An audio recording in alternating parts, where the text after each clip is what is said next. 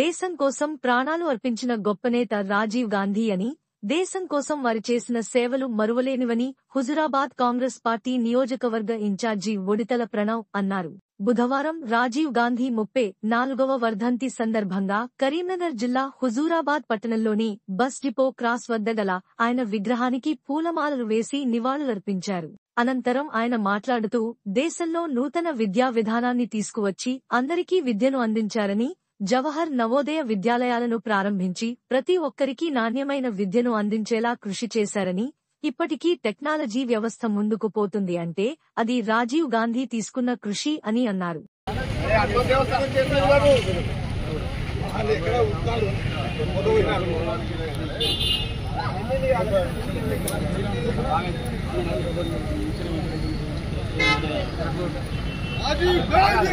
हमारा है, हमारा है। जय कांग्रेस, जय कांग्रेस, जय कांग्रेस। राजीव गांधी हमारा है, राजीव गांधी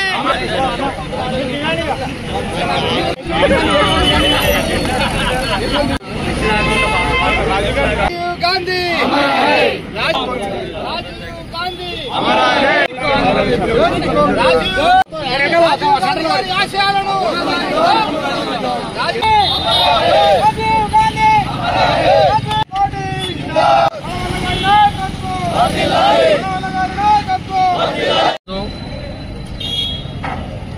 భారతదేశ మాజీ ప్రధాని గారి 35వ వర్ధంతి సందర్భంగా హుజురాబాద్ నియోజకవర్గంలో హుజురాబాద్ పట్టణంలో వారి విగ్రహానికి నివాళులర్పించడం జరిగింది. ఏదైతే వారి ఆశయాలను,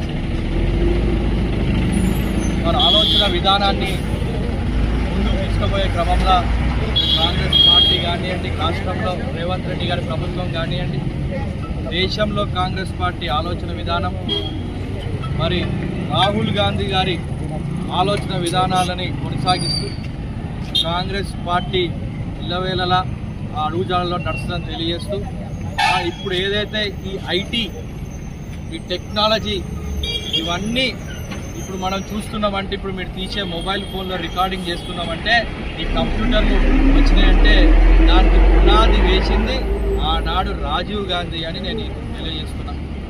వారి ఆలోచనలు డిఫెన్స్ సిస్టంలో ఏదైతే అప్పుడు ఆధునికంగా మిజైల్స్ కానివ్వండి తీసుకొచ్చే దాంట్లో, అదేవిధంగా అనేక రకమైన స్కీమ్లు అప్పుడు వారు ఉన్నప్పుడు 100 రోజుల పని కానివ్వండి, లేకుంటే ఇంకా ఫుడ్ సెక్యూరిటీ యాక్ట్ కానివ్వండి, ఇవన్నీ వారు ప్రధానమంత్రి ఉన్నప్పుడే అమల్లోకి వచ్చింది భారతదేశం. సో ఇట్లాంటి మహనీయుడి వర్ధంతులు కానివ్వండి, జయంతులు కానివ్వండి ఘనంగా రాబోయే తరాలకు కూడా తెలిసేటట్టు సంబరాలు చేసుకోవాలని తెలియజేస్తూ, ఈ హుజురాబాద్ నియోజకవర్గంలో కూడా ఇక్కడ ఏదైతే విగ్రహాన్ని ఉన్నో త్వరలో దాన్ని ఇంకా మంచిగా మేము పెద్ద ఎత్తున దాన్ని రీలొకేట్ చేసి ఇక్కడ ఉన్న కాంగ్రెస్ పార్టీ కార్యకర్తలు అందరూ ఇక్కడ ఏదైతే దాని కమిటీ చేసి దాన్ని తప్పకుండా ఇంకా మంచిగా సుందరీకరణ చేస్తామని తెలియజేస్తూ జై హింద్.